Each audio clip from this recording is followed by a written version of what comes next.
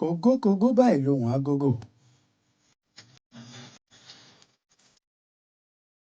Gbẹ̀dùgbẹ̀ tẹ́sí ń wò yẹn náà lohùn kèrègbè.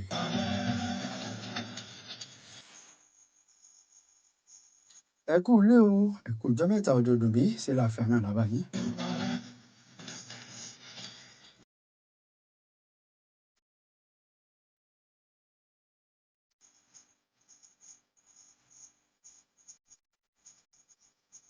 Tẹ́ ẹ bá ti ń gbọ́ tó ti ń dún báyẹn tí ẹ ti ń gbọ́ tó ti ń já lólú ẹ ti mọ̀ pé ìkànnì bàbá ìkànnì ìbówé 101.9 FM wo náà lẹ tún já sí.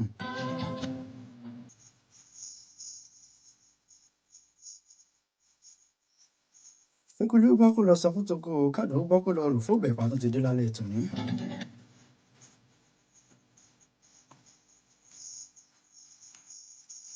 Àwa dúpẹ́ lọ́wọ́ Ọlọ́run ọba mímọ́ ọba títẹ̀ lò lópin ọba tó dá ẹ̀mí mi àti ẹ̀yin tó dá ẹ̀mí wa sí dọjọ́ òní ọpẹ́ fún Olódùmarè.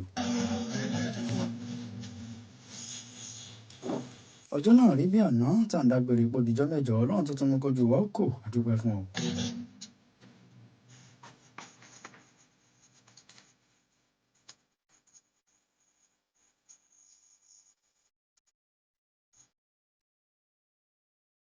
Olódùmarè tí ò já gbúrò bí sẹ́nì kankan láàrin wa ọpẹ́ ìdádúró fún ọ. Tá a bá júbọ̀ Ọlọ́run tán ìbà èèyàn náà ló tó kù.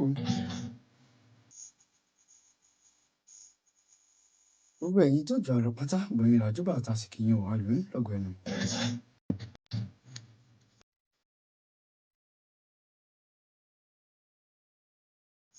Ǹjẹ́ ní lórúkọ gíwá iléèwé Bówẹ́ yunifásítì ọ̀mọ̀wé Jonathan Babalọ́lá. Lórúkọ ọ̀gá wa fún ìkànnì tiwantiwa ń bí àfílà Sam Aliyu ọ̀gá kan ọmọọṣẹ́ 1 million.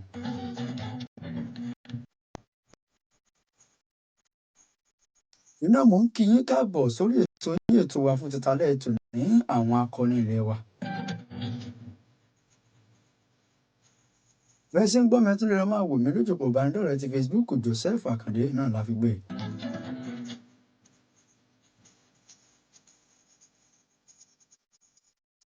Ọláwọlé lójú Facebook ẹ ṣeun. A tún kí yín káàbọ̀ padà sí àkọ́tún ètò àwọn akọni ilé wa fún ti tòní.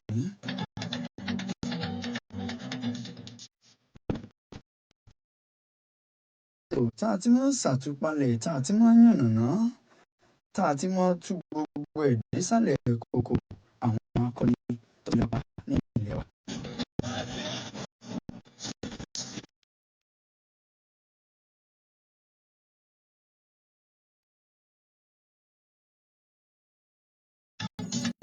Ẹ gbọ́ fún gbọ́ ẹ gbọ́ fún gbẹ́ ẹ gbọ́ wọn nínú rìn lálẹ́ ètò ní ẹ wá nǹkan fìdílé ní tàbí kẹfì. Bámi Àkànbí Adébáyọ̀ bẹ́ẹ̀lì ní abẹ́rẹ́ rẹ̀.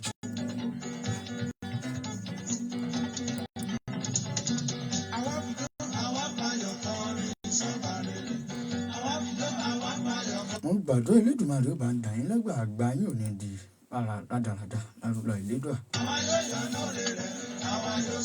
Bámi Sunday ó já sọ pé original àwọn bàbá òwe nu ìjìnlẹ̀ òwe àwọn gangan ló wọ́n wù mí kí n máa jókòó ti àwọn gbogbo àwọn àgbà méjèèjì hàn. Ọ̀rẹ́ tó bá ọmọdé bá mọ wọn wẹ̀ yóò bàbá jẹun ni. Ẹ bá sì ń jókòó tàgbà yóò gbọ́n torí yóò mọ ọmọ ọgbọ́n. Babají àwọn ọ̀gá tí a nìyẹn sẹ̀ǹbẹ́lì nàbẹ̀rẹ̀ rẹ̀. Abraham Ọláníyàn rẹ̀ mi dáadáa. Ẹnìkan níta gan wá lẹ́ni tí ń sọ̀rọ̀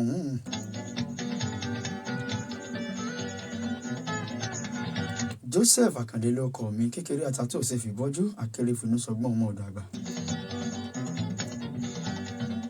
Èmi ọmọ mo dúró ọwọ́ mi ò tó sin mímọ́ mo bẹ̀rẹ̀ ọwọ́ mi ò tó sin àgbà kan lónìí ń dẹ́gbẹ́ bulẹ̀ yẹ́kẹ́.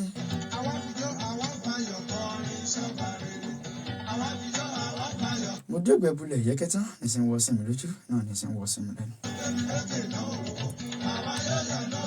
Èmi wọn lu asáré òkè asámọ̀ràn àṣàlù ìṣòro èmi náà rí àtúntì dé fún talẹ́ ètò níhàn.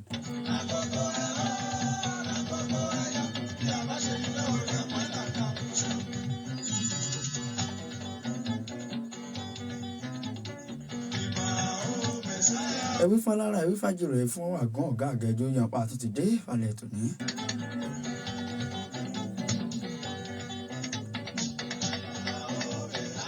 àdúpẹ́ lọ́wọ́ gbogbo ẹ̀yin olólùfẹ́ wa tó jẹ́ pé gbogbo ọjọ́ mẹ́jọ báyìí lẹ̀ mọ́ bá wa gbọ́. tá a bá ń sọ tí ò bá sẹ́ni tí ń gbọ́ kí la fẹ́ mọ̀ wí. gbogbo tó lè wà á mọ̀ wí tí ò bá sáyìn tẹ̀ ń gbọ́ wa ń lé tẹ̀ ń fẹ́ràn wa kò sí tá a bá wí ọ̀sẹ̀ ní àkànmọ́ sọ. nígbà tí ò bá sẹ́ni tí ń gbọ́ àdúpẹ́ lọ́wọ́ yín ò àjọṣepọ̀ ọ̀sìn ní bàjẹ́. bẹ́ẹ̀ sí ń gbọ́ mẹ́tún lè lọ́ máa wò mí lójú òpó ìbánidọ́rẹ̀ẹ́ ti Facebook Joseph Akande náà la fi gbé.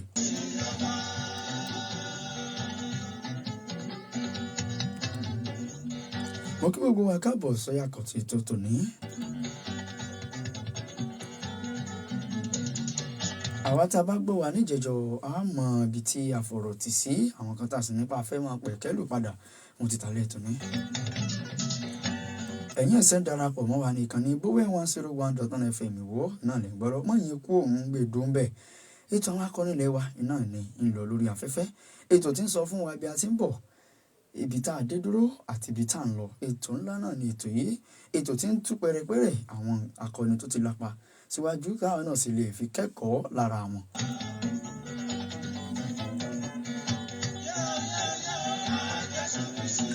a ti sọ̀rọ̀ Lúwo Gbàgídá níbẹ̀ náà la ti ń sọ tá a fi sọ́kan Adékọ́lá Tèlú tá a fi padà mọ́rọ̀ Adékọ́lá Tèlú náà pọ̀n. lára àwọn ètò bíi 2 sí 3 tí mo ti ṣe sẹ́yìn mo ti ṣàlàyé dáadáa tá a gan Lúwo Gbàgídá jẹ́ níbẹ̀ mo ti jó yíya pé Lúwo kí gangan ni orúkọ ọ̀hún bó gangan lórúkọ ọ̀hún bó ló ti jẹ jáde wá.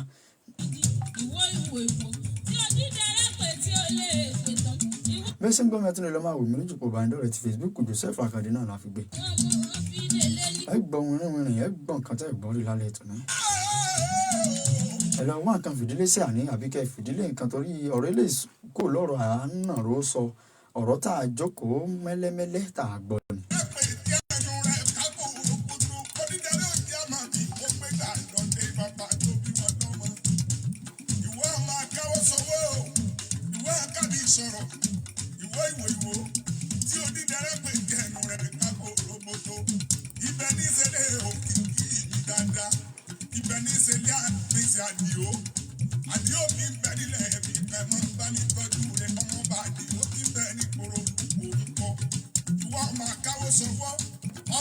ètò kan rẹ̀ lálẹ́ tòní wọ́n bẹ́ẹ̀ sí ń gbọ́ mẹ́tún lè lọ́ máa wò mí lójú pọ̀ ìbánidọ́rẹ̀ẹ́ ti Facebook Joseph Akande náà la fi gbé.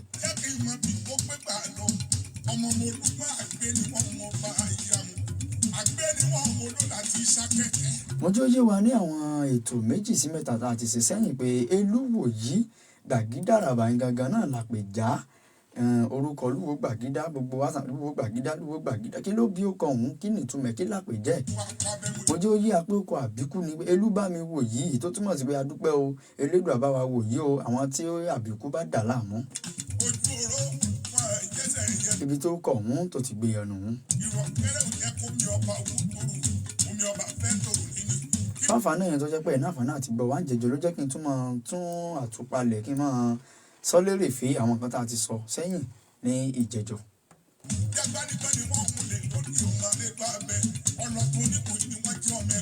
mo jẹ́ yé wa láwọn ètò tá a ti ṣe sẹ́yìn ìtìjẹ́ ìdógún àti ìtìjẹjọ pé Elúwòyí Gbàgídàràbà ọba ni òun náà lobìnrin tí ó jẹ́ Ọ̀ọ̀ni nílé Ifẹ̀ mo jẹ́ yé wa báwọn ìtúnjẹ́ yé wa pé ọmọ ọba ni Elúwòyí Gbàgídàràbà tẹ́lẹ̀ aya ọba tún ní 3 lọ́kàn lòun nìkan kó pọ̀ ó jọba ó jáyọ ọba ó tún jọmọ ọba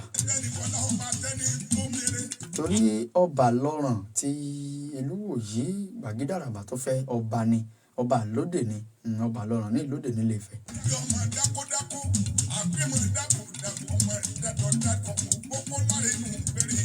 ìdí nù tó fi jẹ́ pé bàbá rẹ̀ náà sì ti jẹ Ọ̀ọ̀ni rí nílé Ifẹ̀ yẹn tí bàbá ẹran rẹ̀ bá tiẹ̀ jọ̀ ní bó ló sì fẹ́ jọ̀ ní.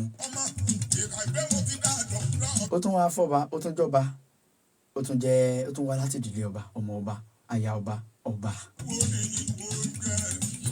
ó yìí sọ fún wa bó o ní kí ni ìbáṣepọ̀ bó o làṣẹ bá ń sọ̀rọ̀ pa ẹ̀sẹ̀ ìdálẹ̀ ìwà Adékọ́lá Tèlú kí ni ìbáṣepọ̀ láàrin Lúwo Gbàgídàràbà àti Adékọ́lá Tèlú kí ló fà á tí Adékọ́lá Tẹ̀lú fi mọ́nà pọ̀n láti Ilé Ifẹ̀ wá sí ìlú tá a pè ní Ìwó yìí láti wá tẹ̀dó. Ẹ wò ó ń tún kan rẹ̀ lálẹ́ tòní dákun ẹ wí fún gbogbo rárá ẹ wí fún gbogbo èèyàn jẹ́ ká mọ̀ pàtì díẹ̀ pé wọ́n jọ ẹ jẹ́ ká wá gbọ́ ká tún mọ ọgbọ́n lálẹ́ tòní ká gbọ́ àwọn nǹkan míì tó ṣe ká mọ̀ tí ì gbọ́ rí. Kájọjọ rìnrìn àjò kájọjọ lọ gbogbo àwọn ìtàn tá a ti gbàgbé àwọn nǹkan tó yẹ ká máa tún ṣàtúpalẹ̀ rẹ̀ àwọn akọni tó ti ṣiṣẹ́ sẹ́yìn tán ti sìn kan lẹ̀ kó tó di pàwọ́ àtàwọn adẹ́sìn tó di pa ń jẹ ọ̀rọ̀ àwọn nǹkan táwọn yẹn ti ṣe. Bẹ́ẹ̀ ṣe ń gbọ́ mi tún lè lọ máa wò mí lójú òpó ìbánidọ́rẹ̀ẹ́ ti Facebook Joseph Akande iná la fi gbé.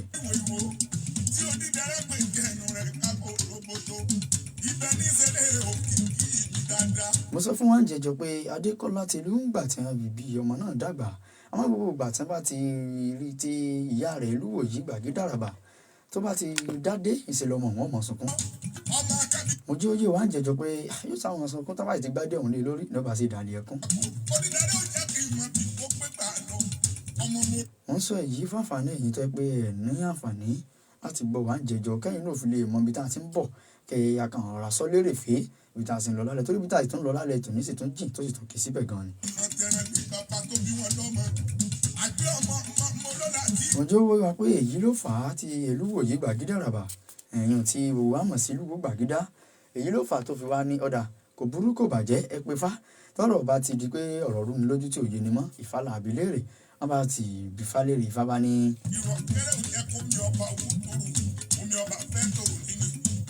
Ifá ní kò sí ṣíṣe kò ṣàìṣe ọmọ tó bí yìí kan sọmọ lásán orí adé ni ẹni tí ó sì jọba náà ni ọmọ tó bí yìí nínú kó o fipò lẹ̀ kó o forí àpèrè lẹ̀ fọmọ yìí tàbí kí o fún ládé kó wọn lọ tẹ ìlú tiẹ̀ náà dó wọn bá fún ní ìlàlẹ̀ méjì tó méjì náà lálẹ̀ fún ọkọ̀ ìwọ ló fẹ́ fọ́ mú bẹ́ẹ̀ o. ẹ sì mọ̀ pé kò lè rọ́gbọ́ kò lè dùn báwọn gé ìyá wa Ọọ̀ni Olúwo Gbàgede Àràbà kọ́ anẹ́dà jẹ́ ń forí ìtẹ́lẹ̀ ìwọ ọmọ mi máa bọ̀. èèyàn bá wọ̀ pọ̀dà abala kejì tẹ́ lálẹ́ òun ọ̀dà bá ń gbadé ìwọ náà lọ tẹ̀lú ẹ̀dó gẹ́gẹ́ bí Ifá ṣe wí. mo jẹ́ ó yí a pé bí wọ́n ṣe bẹ̀rẹ̀ ìrìn àjò nu bẹ́ẹ̀ nàá tó bí Ifá léèrè ibo gan wá lọ́mọ ọ̀hún ibo ni Ifá fẹ́ kó tẹ̀dó sí. níbẹ̀ ni Ifá ti wá jó yàn pé ibi tí wọ́n bá ti rí àwọn ẹyẹ ọdẹ ibi tẹ́ ẹyẹ Odídẹrẹ́ náà ń pèlè ẹyẹ ọdẹ ibi tí wọ́n bá ti rí wọn bíbẹ̀ náà ni kó tẹ̀dó sí. níbo wá lorúkọ Òwò níbo gangan ló ti jẹyọ torí ilé máa tú gbogbo nǹkan tá a sọ tán lọ́rọ́jọ́ ń lọ ibi àti tó ń lọ lónìí sì tún jìnnà tẹ́ bá fẹ́ láǹfààní láti mọ àwọn nǹkan míì ní ta ti ṣe sí ẹ̀yìn tẹ́ ìgbọ́ ẹ̀ lè pè mí tó bá di ẹ̀yìn ètò tí ń sì máa fún yín ibi tẹ́ ti lè lọ wò ó wà lójú òpó ìbánidọ́rẹ̀ẹ́ ti Facebook tẹ́ bá tún ń pè mí náà àbí tẹ́ bá tẹ àjẹjíṣẹ́ ìdáyín lóhùn tí ń sì fi àwọn nǹkan tí ó bá fẹ́ àwọn ìbéèrè tẹ́ bá ní tá sì jọ yànnàná rẹ̀ àmọ́ ìgbà ń lọ lónìí ó pọ̀. ibo wa náà ti mú orúkọ Ìwó níbo lorúkọ Ìwó ti jẹ jáde. àṣẹ̀yìnwá àṣẹ̀yìnbọ̀ ń bàtán sáà dáwọn ibì káwọn tí ìdìbò gangan ibi tí wọ́n á dé ìyọ̀n ní Ìgbò Oríta. níbẹ̀ ni ara àwọn tí wọ́n jọ kọ́wọ́ rìn pẹ̀lú Adékọ́lá Tẹ̀lú níbẹ̀ ni wọ́n ti ìyọ̀n tí ń dẹ̀gbẹ́ ló ti wá rí àwọn ibi táwọn ẹyẹ ọdẹ ń bà sí tán yé sí rèé. ọba lọ bá wọn yòókù ẹ̀ka lọ ẹja lọ wò ó dàpọ̀ mi ti rí ẹyẹ ọdẹ tí wọ́n wí o.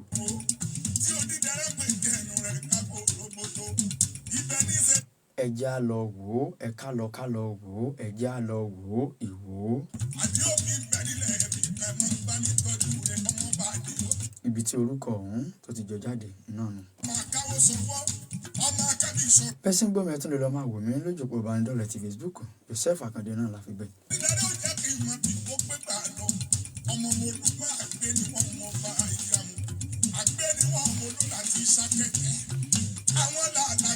àwọn ibi tí wọ́n tẹ̀dó sí tí wọ́n dúró sí pọ̀ gan kó tó di pọ́n padà wá dé síbi tí wọ́n ń pè ní Ìwó tá a wà ńbẹ̀ lónìí yìí ibi tí wọ́n ti ọ̀pọ̀ dé sí pọ̀ náà ò sọ pé ìsìnkàn tá a lè mọ̀ sọ àti sọ́ọ̀sì jẹjọ mẹ́rin tẹ́ ẹ fẹ́ mọ̀ ẹ lè pè mí tàbí kí ẹ fàtẹ̀jíṣẹ́ ránṣẹ́ ìmọ̀ fi àwọn nǹkan wọn ránṣẹ́ sí yín ní wàrà sísọ.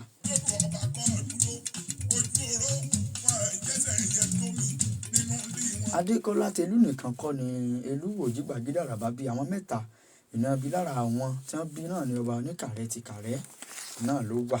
Ọ̀rọ̀ ọjọ́ mi náà tún ni ọ̀rọ̀ ilé ọ̀rọ̀ ọjọ́ mi ni.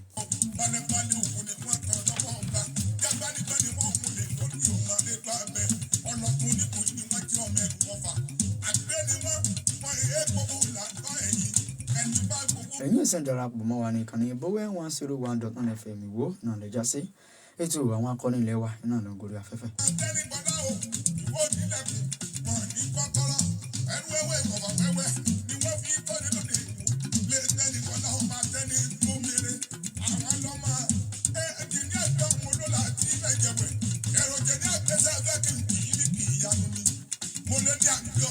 Bówẹ́ là ń lọ lálẹ́ ètò ní.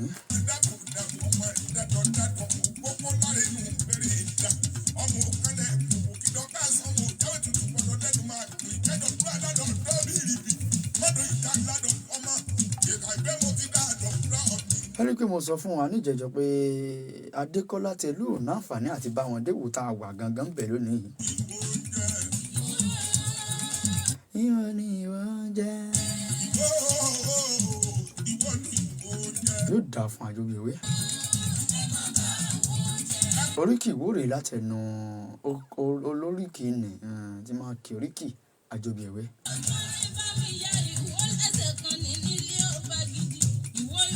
Ojú yí a pé Adékọ́lá Tẹ̀lú ò náǹfààní àti dé ìwò tá a wà ń bẹ̀ lónìí Igbó Oríta náà ní Adékọ́lá Tẹ̀lú náà ni ó papòdà sí, mo ti sọ fún wa níjẹ̀jọ́.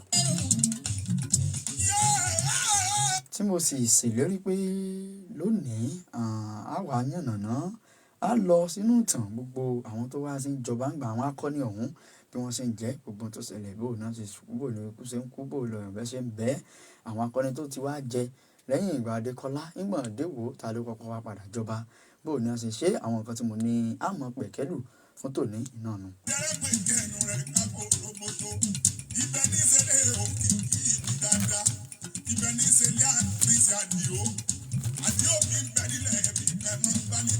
Mẹ́sàn-án bọ́ mẹ́tún lè lọ máa wò mí lójú pọ̀ bàndẹ́rẹ̀ ti Facebook Joseph Akande iná la fi gbé mọ́yìn kú ìwọ ẹ̀sìn darapọ̀ nìkan ní Bówẹ́ náà ló ń gbọ́ ètò àwọn akọni ilẹ̀ wa náà ló sì ń gorí afẹ́fẹ́.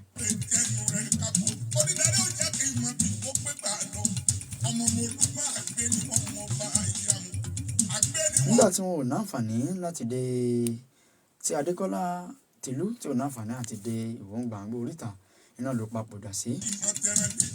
Ìgbà àwọn tí wọ́n jọ kọ́wọ́ rìn wọ́n gbéra pa Àìdó bàbá tí ìdèbí à ń lọ Àìdó àwọn bá gbéra pa wọ́n sì kọrí sí ibi tí ẹjẹ́ á lọ wò ó ibi tí wọ́n ti rò pa wọ́n ti rí ẹyẹ òde àwọn ẹyẹ ayé kò tó àwọn ẹyẹ Odídẹrẹ́ ibi tí wọ́n ti rí tí wọ́n sì kọrí ọ̀nà tí wọ́n fi wá sí Ìwó tí a wà ń bẹ̀ lónìí.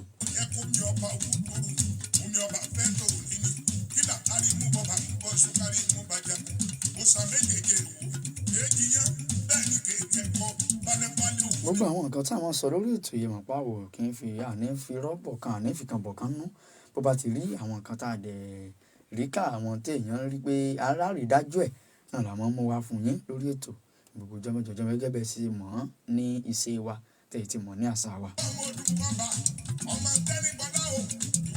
Nígbà wá déwò tán ta gangan wá ní akọni nì tó kọ́kọ́ jẹ́ Olúwo tìlú Ìwó.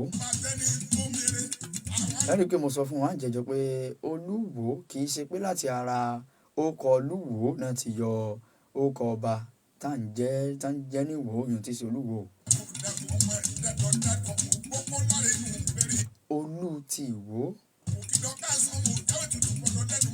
ìran ni Olúwo ní tó mẹ́wàá tó ní nǹkan olúwa tó ní wá Olú ti Ìwó ibi tí orúkọ ọba ti jẹ jáde nù èyí ṣe pé Lúwo pé wọ́n bí orúkọ Lúwo èèyàn Gbàgede Àràbà tí í ṣe ìyá Adékọ́lá Tẹ̀lú pé torí ẹ̀ náà fífi orúkọ ọ̀hún kò rí bẹ́ẹ̀ o ibi tó orúkọ ọ̀hún ti jẹ jáde pé Olú ti Ìwó Olúwo.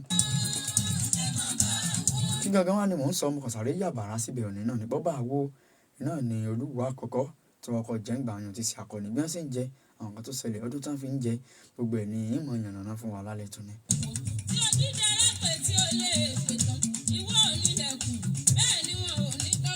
Bẹ́ẹ̀ sì ń gbọ́ mẹ́tún lọ́dọ̀ máa wò mí lójú pò bàndẹ́rẹ̀ ti Facebook Joseph Akande náà la fi gbé.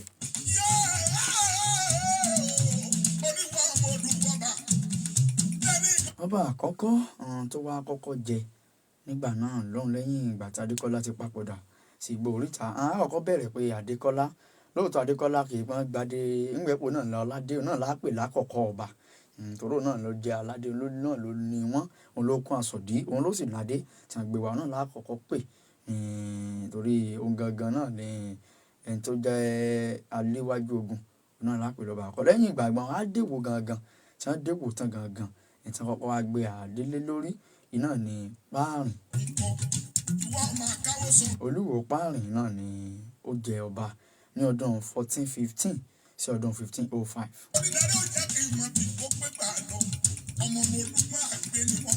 Gbogbo àwọn nǹkan tí mò ń sọ yìí náà lè lọ máa ṣèwádìí lé lórí kò sí ká lọ kábọ̀ ń bẹ̀ o. Òun lo 90 ọdún lóróyè 90 years. 90 ọdún ni Olúwo Páàrìn náà ló lò ní òróyè láàrin ọdún 1415 sí ọdún 1505 tí ó jẹ́ 90 years 90 ọdún.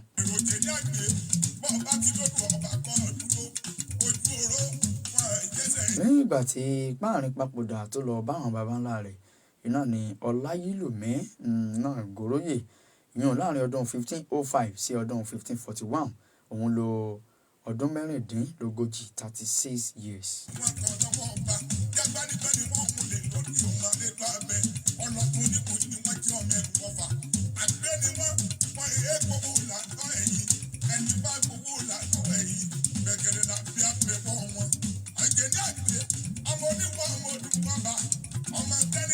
Àwọn àsìkò kan wà ní Ìwó tí ò sọ́ba àwọn àsìkò àwọn ọdún mélòó kan bẹ tí ò fi sọ́ba ń Ìwó. Ẹ̀yin ní kí ló wí mò ń bọ̀ náà mò ń bọ̀.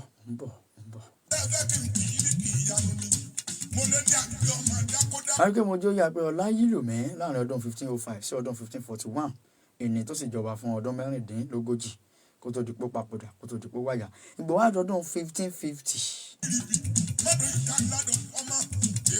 Ẹ̀yin tí ẹ bá ń dè tẹ̀ bá ń tẹ̀lé mi ẹ rí i pé ọdún 1541 iná là ní pé Ọláyílùmí ló papòdà kó tó wá di pé ọba Adégún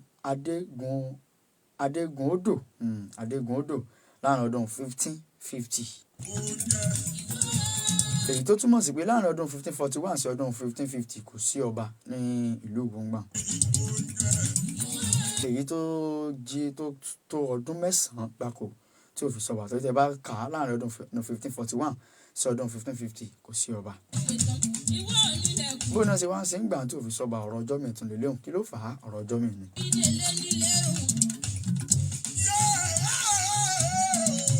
Adégún Odò ló wá jẹ ọba Olúwo láàrin ọdún 1550 bí mo ṣe sọ sí ọdún 1610 tó ń sì lo 100 ọdún 60 years. Ẹ̀yin ẹ̀sìn darapọ̀ mọ́ wa nìkan ní Bowel 101.9 FM Ìwó ètò àwọn akọni ilẹ̀ wa náà ló sì ń gorí afẹ́fẹ́. Gbogbo àwọn nǹkan tí mò ń sọ yìí náà lè mọ́ lọ tún yẹ̀wò tẹ́yìn náà lè lọ ṣèwádìí lé lórí. Gbogbo ẹ̀ ló ná kọ́ọ́lẹ̀ o kì í ṣe gbọ́ yìí sọ yìí àbí àhesọ àbí àròsọ rárá. Tó mọ̀ pé àwọn àgbà tó ń gbọ́ mi ń gbà tá a bá parí ètò tó bá dé ẹbí abala kan dá sí táwọn náà bá pè tán bá dá sí wọn ò mọ̀ fìdí àwọn kan tá à ń sọ wọn ò mọ̀ fìdí ẹ̀ múlẹ̀.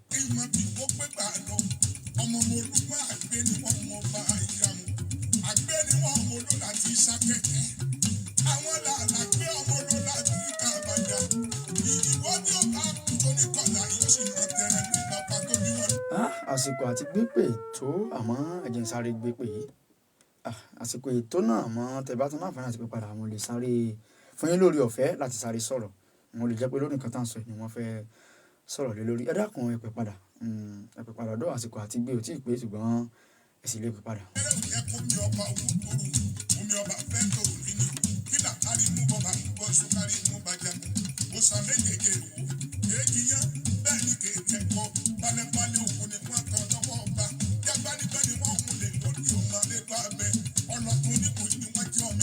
Lẹ́yìn ọba hello Adégún Odò Páàrìn ẹ ṣeun Adégún.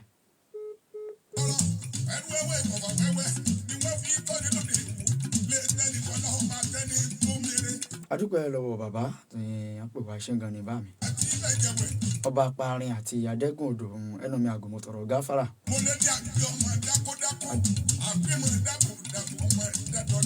adẹ́gùn odò láàrin ọdún 1550 sí ọdún 1610. wọ́n ní mo sọ pé ó lo 100 ọdún lóróyè.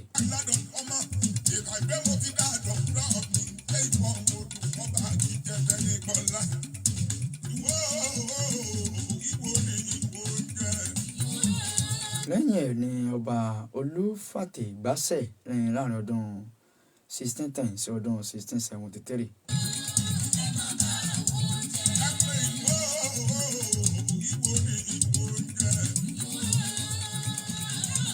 òun lo ọdún 63 yan 63 years lóróyè.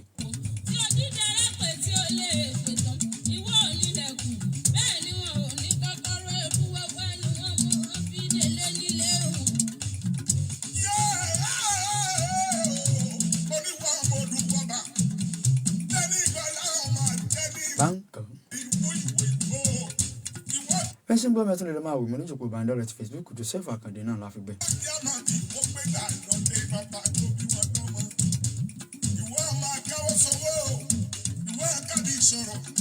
lẹ́yìn ọba olúfàtẹ̀gbàsẹ̀ ló kù aláwùsá láàrin ọdún 1673 sí ọdún 1744.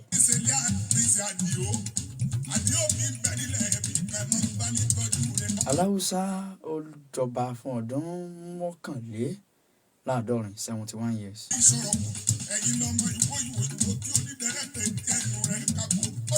mọ́kànléláàádọ́rin náà ni ọba aláwùsá ló ń lò lóróyè.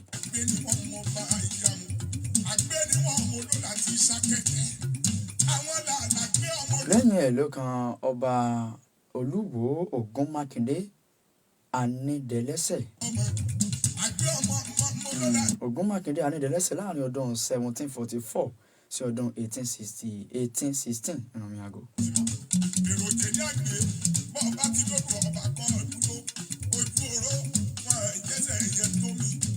òun lọ́dún méjìléláàádọ́rin 72 years. onídẹlẹ́sẹ̀ àwọn ọlọ́sùn náà ni àwọn ń tiàn.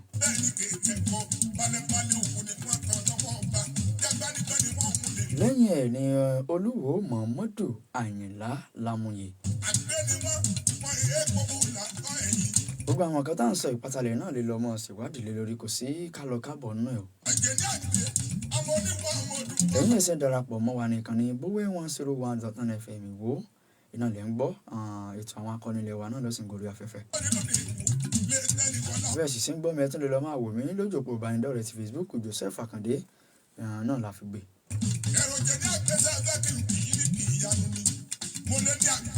Muhammadu Àyìnlá Lámúyè láàrin ọdún 1816 sí ọdún 1906. olúwo ọ̀hún náà lo 90 ọdún 90 years gẹ́gẹ́ bí ọba apárin.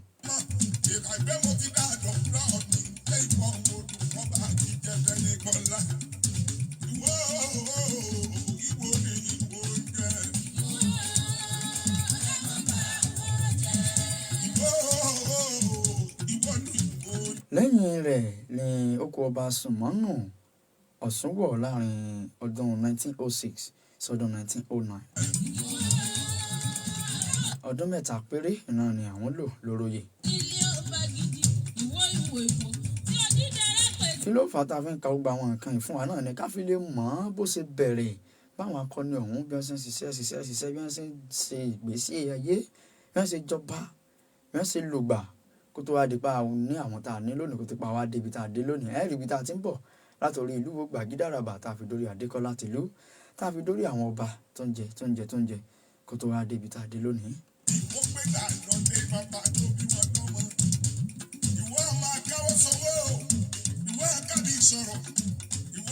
lẹ́yìn Sùmọ́nù Ọ̀ṣúnwọ̀ tó lọ́dún mẹ́ta náà ni ọba Sanni Alábí Abímbọ́lá Lámúyè.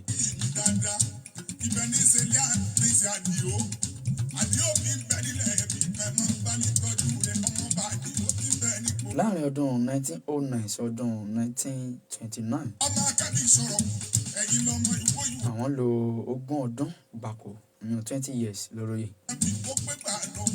ọmọ mo lúmọ àgbẹ̀ ni wọ́n mọ bá ìyàmú àgbẹ̀ ni wọ́n mọ ló láti sákẹ̀kẹ̀ àwọn làgbẹ̀ ọmọ ló láti kàbàjá ìwọ tí ó bá torí kọlà yóò sì mọ tẹrẹ ní bàbá tó bí wọn lọ́mọ. lẹ́yìn ìlú kan Sèídù Adúbíàrán Lámúyẹ ní ọdún 1929 sí ọdún 1930 ọmọ ló láti ibù fẹ́ẹ́ ọdún kan péré náà làwọn lò ní oróyè ọdún kan láàrin ọdún 1929 sí ọdún 1930 yìí Sèídù Adúbíàrán Lámúyẹ. omi ọba owó tóró omi ọba fẹ́ tóró nínú kílà kárí mú bọ́ba mú bọ́ sókárí mú bàjá ó sàmẹ́gẹ̀gẹ̀ wò èyí yẹn bẹ́ẹ̀ ni kéèké kọ́ balẹ̀balẹ̀ òkú ni wọ́n kọ́ lọ́wọ́ ọba jágbánigbẹ́ ni wọ́n mú lè lórí ọmọ lẹ́tọ́ abẹ́. Rẹ́sìn gbọ́mọ ẹtún lè lọ máa wò mí lójú òpó ìbánidọ́rẹ̀ẹ́ ti Facebook Joseph Akande náà la fi gbé. lẹ́yìn Sèídù ló kan Olúwo Àbánikàndá Àmọ̀dá Àkàndé láàrin ọdún 1930 sí ọdún 1939 iná ni Àbánikàndá Àmọ̀dá Àkàndé làwọn lò lóróyè ní ìyún ọdún 9 gbáko lóróyè.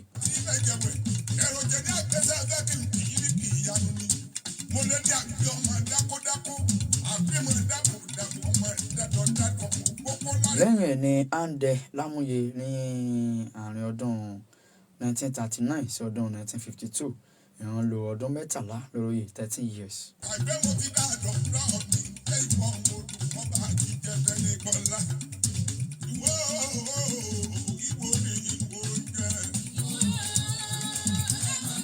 lẹ́yìn ẹ̀ ló kan Olúwo kẹtàlá ládé Olúwo kẹtàlá ìyún Ràífù Àjàní Adégoróyè. Olúwo Ràífù Àjàní Adégoróyè àwọn jọba láàrin ọdún 1953 sí ọdún 1957.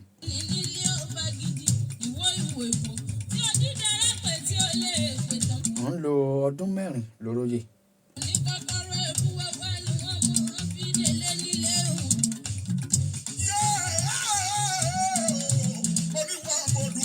lẹ́yìn ẹ̀ ló kan Olúwo kẹrìnlá yan Samuel Ọmọ́tọ́ṣọ́ Abímbọ́lá. Samuel Ọmọ́tọ́ṣọ́ Abímbọ́lá àwọn láàrin ọdún 1958 sí ọdún 1982 náà ni àwọn fi ṣe ìjọba. wọ́n sì lo ọdún 25 lóróyè yìí 25 years.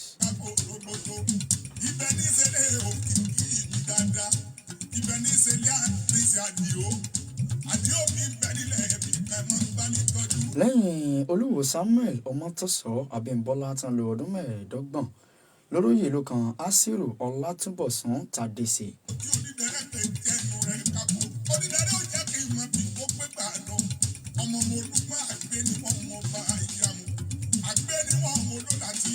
pé láàrin ọdún 1982 tí ọba Samuel Ọmọ́tọ́ṣọ́ Abímbọ́lá tán ti rìwàlẹ̀ tán ti wàjà kó tó wá di ọdún 1992 tí ọba Asiru Ọlátúnbọ̀sún Tádésì tán gòróyè lásìkò kò sí ọba ẹ rí i pé 1982 sí ọdún 1992 kò sí ọba.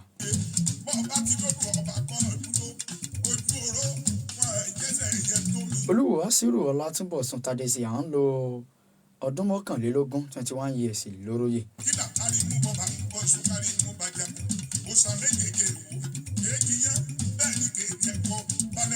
bẹ́ẹ̀ ni láàrin ọdún 2013 sí ọdún 2015 kò tún sí Olúwo kò tún sí ọba ń wò ó gbà sí Olúwo kan ń wò lórí àpèrè lẹ́yìn ìgbà tí Asiru Ọlátúnbọ̀sún Tádésì táwọn gbéṣẹ̀ láàrin lọ́dún 2013 ní ọdún 2013 yẹn sí ọdún 2015 kò sí ọba kankan wò ń gbà.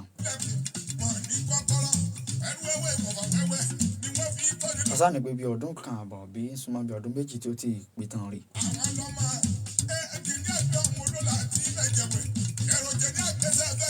lẹ́yìn Olúwo ti ṣe ìkẹẹ̀ẹ́dógún ìyún 15 Asiru Ọlátúnbọ̀sún Tádésì náà làwa ní ìkẹrìndínlógún ọba Olúwo Abdulrasheed Adéwálé Àkànbí tìlúwà. táwọn gòróyè ní ọdún 2015 títí di àsìkò tá à ń sọ̀rọ̀ rẹ̀ yìí.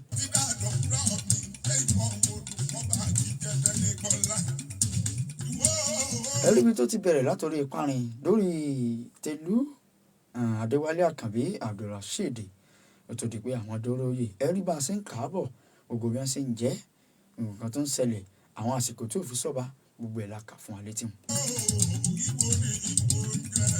gbogbo tá a bá ṣe lónìí ìtàn náà ni yóò di tó bá di lọ́la àwọn ọba tó ti jẹ níwò láàrin ọdún 1415 sọdún tá a wà lórí rẹ̀ yìí iná ni a ti kà fún yín pẹ̀rẹ̀ hùn.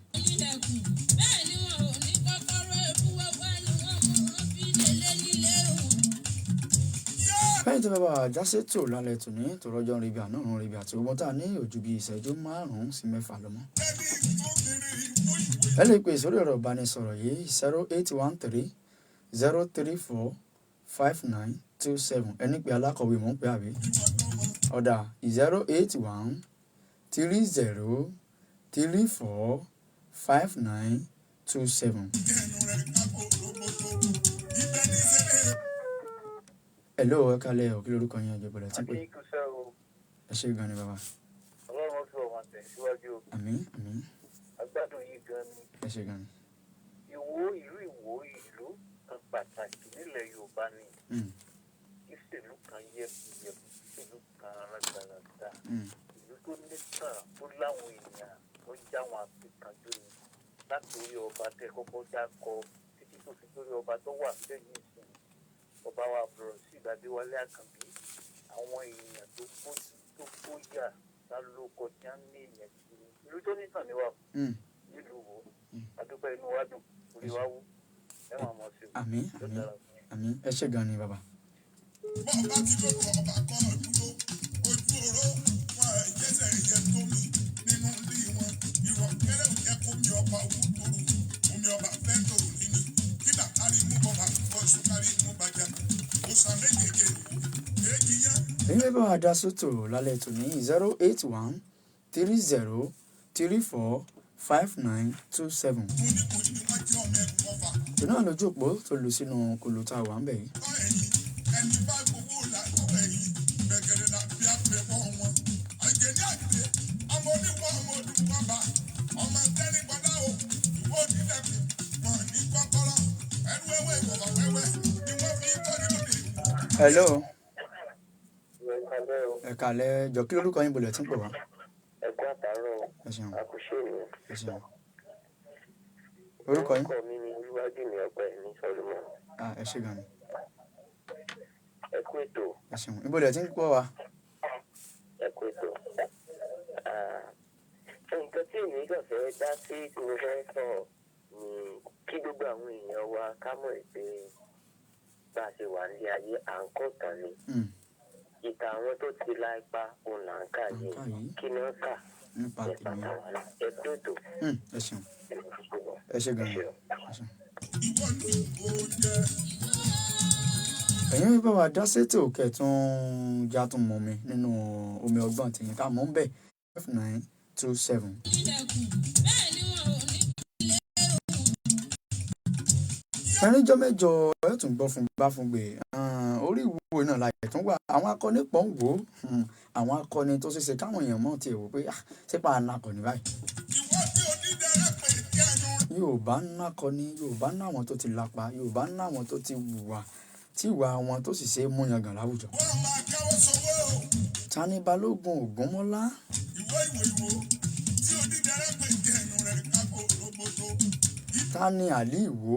ìyí dáadáa ibẹ̀ ní ìṣẹ̀lẹ̀. Gbogbo àwọn tí mò ń kà á lẹ̀ yìí Ìwó náà gbogbo wọn ti ṣe kí ni pàtàkó kí ni wọ́n jẹ́ irú èèyàn wo náà jẹ́ àmọ́ yànnà náà tó bá dọjọ́ mẹ́jọ.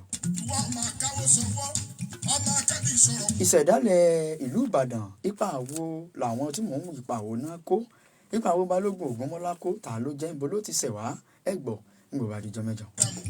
àgbẹ̀ ni wọ́n mọ̀ ló láti ṣàkẹ́kẹ́. Ẹ̀yin fún ìpolówó ọjà bẹ́yìn nìkan tẹ̀lé bá mi sọ̀rọ̀ lẹ́yìn ètò ẹ lè pè mí sórí ẹ̀rọ ìbánisọ̀rọ̀ yìí 091 69 18 86 82. ẹ fẹ́ polówó ọjà ní abẹ́fẹ́ ṣe nígbọ̀wọ́ ètò yìí ẹ pè mí torí ẹ mọ̀ pé gbogbo ohun tẹ́rí tà ń ṣe yìí kìsì nǹkan tó rọrùn tó sì nílò owó tàyàn ná sí ni. ẹ fẹ́ ṣe onígbọ̀wọ́ àbí ẹ fẹ́ ṣe polówó ọjà pè mí sórí ẹ̀rọ ìbánisọ̀rọ̀ yẹn lẹ́yìn ètò 091 69 18 86 82. Òòṣà méjèèjì èwo èjì yẹn bẹ́ẹ̀ ni kéèké kọ́ balẹ̀balẹ̀ òkú ni wọ́n tán lọ́wọ́ ọba jágbánigbáni wọ́n mú lè lórí ọmọ nípa bẹ́ẹ̀. Bí mo ti máa ń san gbogbo ọjọ́ mẹ́jọ pé gbogbo tá a bá ṣe lónìí ìtàn ni yóò dì tó bá di lọ́la gẹ́gẹ́ bí ọ̀gá mi tán pè láìpẹ́ yìí ẹgẹ́ báwọn náà ṣe sọ ẹjá máa rò ó ẹjá máa ṣe rere èrè ló pé kà pé o torí gbogbo tá a bá ṣe lónìí ìtàn náà ni yóò dì tó bá di lọ́la. Àwọn nǹkan táwọn yẹn ṣe lẹ̀ àwọn nǹkan tí wọ́n ti ṣe là ń wí lónìí láyé tó ń sọ mìíràn ní tó ń dùn lẹ́nu wọn kí lásán pa àti ẹ̀ǹgbà tó bá lọ tán irú pa àwọn òníwó fi lélẹ̀ Gbénga Adébóyè sọ̀rọ̀ kan ó ní òsèǹ tí ò ní nípa nù ayé ó ní nínú kẹ́ ẹ mọ́ fẹ́ lòmíì lápá burúkú pé ìwọ ọmọ yìí ọmọ tó mọ́ ẹ̀sẹ̀ lágbájá sàbí lágbájá yìí sí náà nù tó fi kó bá irú pa àwọn òníwó mọ̀ irú àpèjú òwò mọ̀ fi wọ́jú tó bá yá.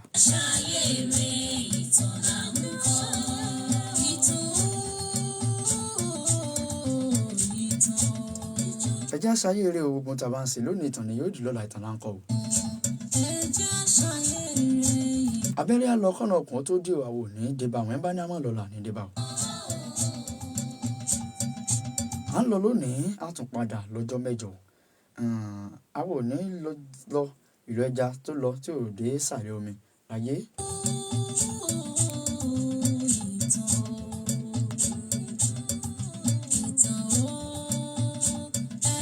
àwa láàmú wá ẹ̀yin náà láàmú bá Ọlọ́run ò sì ní fìjà sáàrin wa àjọṣepọ̀ wo ní bàjẹ́ o.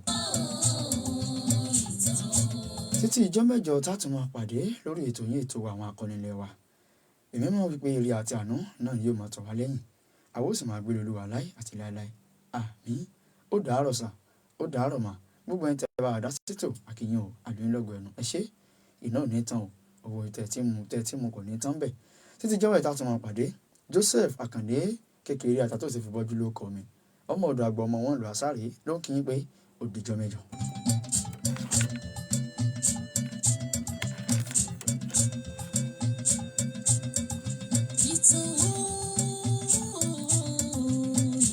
Bowen Radio 101.9 FM Ìwó ìpínlẹ̀ Ọ̀ṣun àrà ọ̀tọ̀ lójoojúmọ́. Bowen Radio 101.9 FM.